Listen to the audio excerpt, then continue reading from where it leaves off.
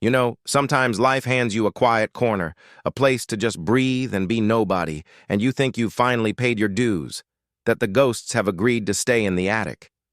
That was me, Jake Thorne, for 7 years, living the perfect small-town lie in a fishing village called Port Serenity. I ran a little marine repair shop, the kind with oil-stained floors and a perpetual smell of salt and diesel, fixing engines and hulls, which felt infinitely simpler than fixing broken countries or broken teams. My whole world revolved around my daughter, Maya. She's 16 now, a spitting image of her mother, Sarah, and a ridiculously talented cellist. She was my anchor, the reason I swapped a high-stakes life for the rhythm of the tides. My only real defense against the past was the anonymity I'd carefully built, never volunteered, never talked about the sandbox, always polite but distant. The town thought I was just a quiet widower, maybe ex-Coast Guard, and I liked it that way. The problem started with the damn cello. Maya's music program at Crestwood High was facing brutal budget cuts, the kind that swallow up the arts first. They needed $10,000 fast, or the orchestra, Maya's lifeblood, was gone. The principal, a nervous man named Finch, had wrangled a desperate fundraising gig, playing at a high-level naval commendation ceremony at the nearby naval base Trident. When Maya handed me the permission slip, my hand froze. A naval base. A ceremony for Naval Special Operations Group 7, my old hunting ground. It was like getting an invitation to your own wake. I mumbled something about being too busy, about the Callahan boat needing an overhaul, but Maya, she's got Sarah's radar. You avoid anything military, Dad. Memorial Day, Veterans Day, you practically dive into the hardware store when you see Commander Hayes on Main Street. Why? I couldn't give her the real answer, that certain uniforms trigger a specific kind of cold sweat. A flashback to a night a decade ago in a country where the only thing hotter than the air was the muzzle flash. So, I signed the slip, quick and precise, like tearing off a Band-Aid. But the real change came later that week. I woke up from one of those dreams, shouted Arabic, the smell of cordite, the heavy weight of a dying man on my shoulder, and I realized something. If I kept hiding, if I let the ghost stay, I was telling Maya that the part of me that saved those kids in Alzara, the part her mother was proud of, was something to be ashamed of. I turned to Maya at breakfast. I'm coming. I'll chaperone. Her face lit up like Port Serenity's lighthouse on a clear night. What changed your mind? She asked. You did, I said, handing her a plate of eggs. You did. The day of the ceremony felt wrong from the minute we crossed the gate. I navigated the base like I owned the place, instinctively guiding the bus to Hangar 11 without looking at the map. My demeanor, usually laid back, had snapped back to operational. I briefed the kids like they were fresh recruits. IDs out. Stick to the itinerary. A secure facility means no wandering. One of the kids asked how I knew the hangar number. I lied, smooth and fast. It was in the packet. Inside Hangar 11, the air was thick with formality.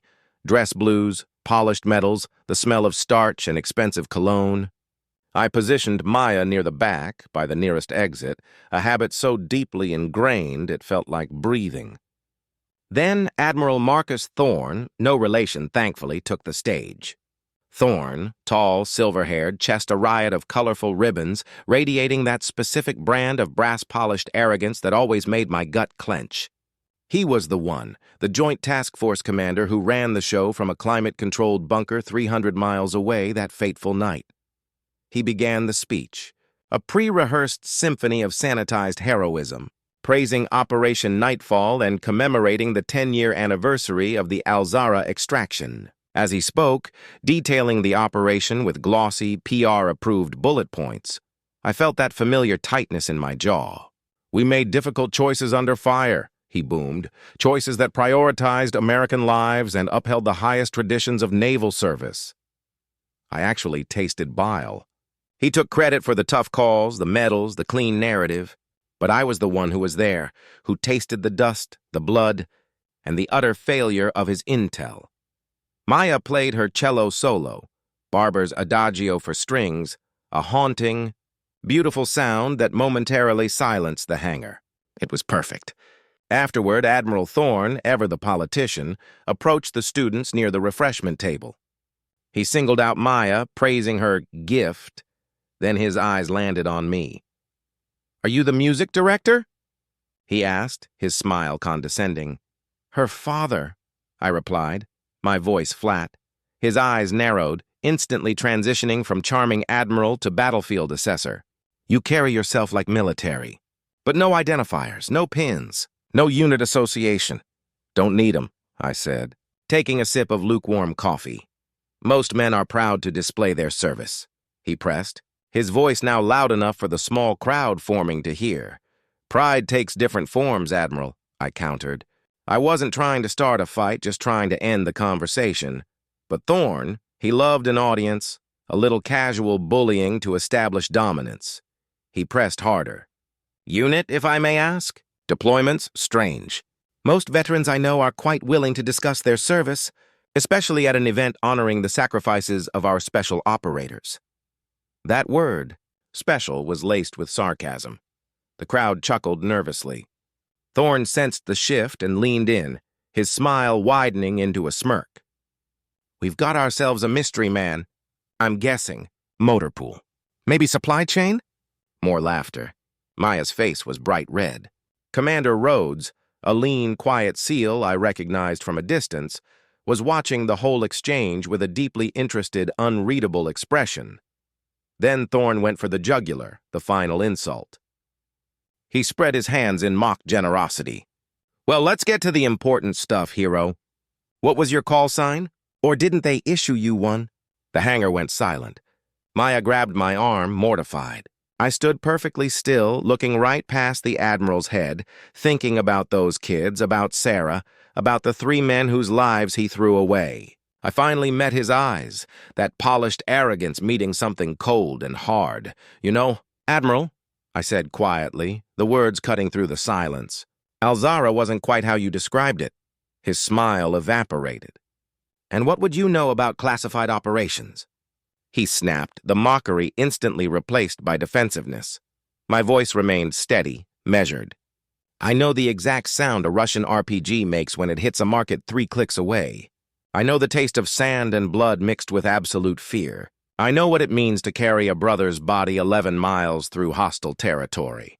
The atmosphere shifted from awkward comedy to icy tension. Blackwood's face was pale. "Who exactly do you think you are?" "I asked you a simple question, soldier," Thorne pressed, his voice sharp and demanding. "What was your call sign?" I looked at Maya, an unspoken apology in my eyes. Then I faced Thorne and said the 2 words I hadn't spoken out loud in 10 years. 2 words that shattered his world and mine. Iron Ghost. The air felt like it had been punched out of the room. An older SEAL near the front whispered, loud enough for everyone to hear, "Holy hell, he's real!" Blackwood's face drained completely, the color leaving so fast he looked like he might collapse. He actually stumbled back a step. Veterans throughout the room, even the high-ranking ones, straightened instinctively. Commander Rhodes's expression went from curiosity to recognition and then finally respect. The whispers started instantly. "Iron Ghost! Alzara!"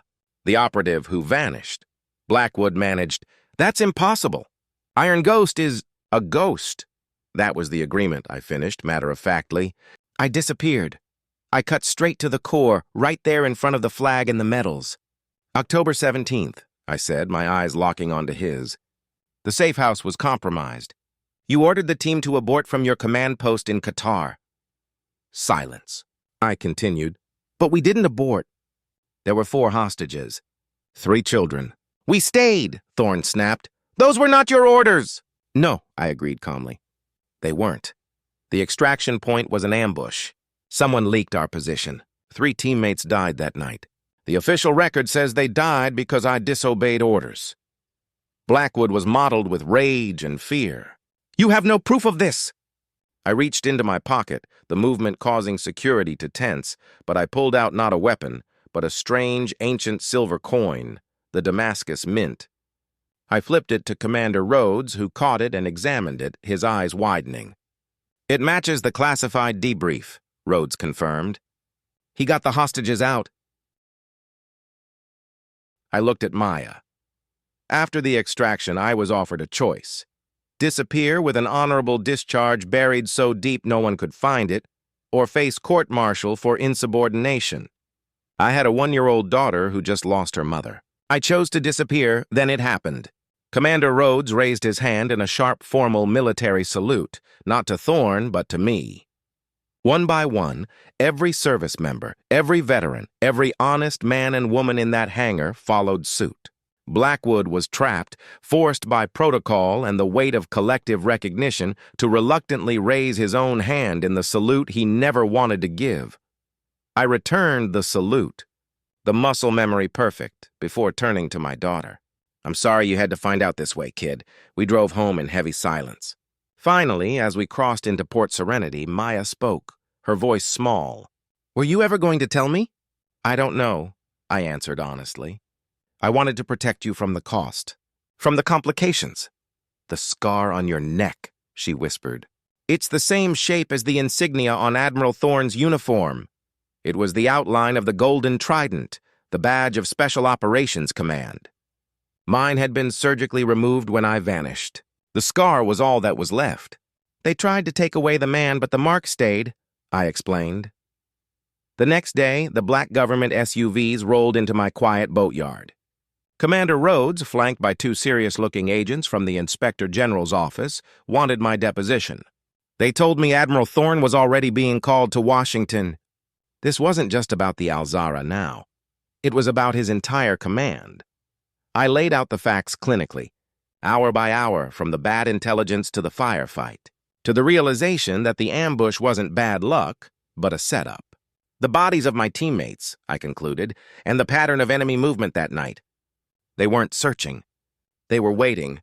The leak came from the command post. That evening, the doorbell rang. I peered through the blinds and froze. On my porch stood 3 men, one leaning on a carbon fiber prosthetic leg, another holding a folded American flag. The third was Rhodes. "Ghosts," I whispered to Maya. "From Alzara." The man with the prosthetic leg stepped forward first. "Been a long time, Ghost. They told me you didn't make it, Weston." "Nearly didn't," he grinned, gesturing to his leg. "By the time I got out, you were gone. Vanished." The man with the flag, Archer, nodded. "We've been looking for you, Thorne. The 3 men we lost, Riley, Donovan, Kramer, they deserve better than the lie Thorne told."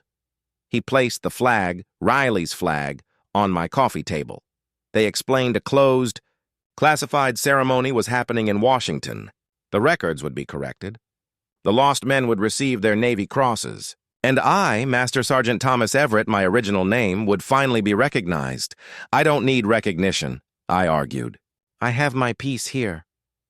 "This isn't about what you need," Archer countered, his eyes intense. "It's about what's right." "And we found out the truth, Ghost. Thorne knew the extraction point was compromised before you reached it. He sent you in anyway. To build a case for expanded operations. He gambled with our lives. My fury was cold, controlled, the most dangerous kind. But then Archer gave me the one piece of information that mattered. The hostages are safe. Relocated to Canada. The oldest boy just started medical school." A quiet relief washed over me. Maya looked at me, taking it all in. "Dad," she said softly, "I think you should go." 3 days later, I was in a clean, crisp suit at the Pentagon, Master Sergeant Thomas Everett, listening to the Secretary of the Navy officially correct the record. He described how Admiral Thorne's manipulation of intelligence and his orders had prioritized his career over the lives of his men. The families of the fallen men, Riley, Donovan, and Kramer, received their Navy crosses. Then Commander Rhodes turned to me. "And we recognize Master Sergeant Thomas Everett, known to his team as Iron Ghost, a man who made the hardest choice a commander can face, to complete a mission when ordered to abort, knowing the cost of either decision would be measured in lives." I accepted the Navy Cross, the medal feeling heavy and strangely foreign against my chest. Afterward, Maya moved forward with her cello. She played the adagio for strings again, but this time it wasn't just beautiful. It was a lament, a powerful, healing tribute. I watched her, her expression serene and strong, and I knew she was the best part of both me and Sarah. I declined the secretary's offer to return to active duty. "My service is complete, sir," I told him. Driving back to Port Serenity, I knew Thomas Everett was gone, but Jake Thorne had changed. The shame was lifted. The secret was shared. My final choice was made a week later. I was in the shop, fixing the Callahan boat, the rhythm calming me, when Maya started playing her cello in the corner. Then the sound of approaching vehicles. I looked up. 3 cars. Rhodes's vehicle, Weston and Archer's trucks, and a third car, a civilian sedan.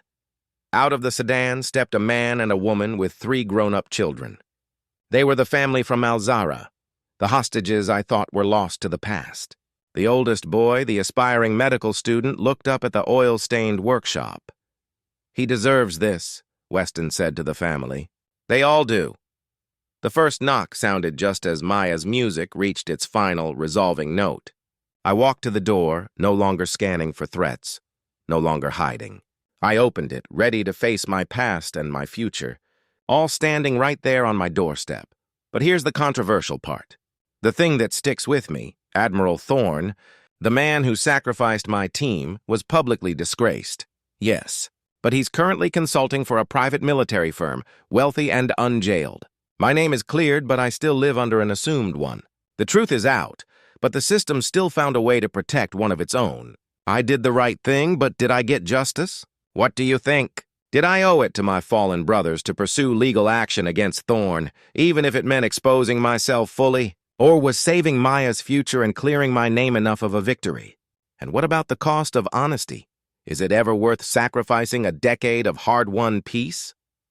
Let me know in the comments below. And don't forget to like and subscribe for more untold stories of quiet heroes among us.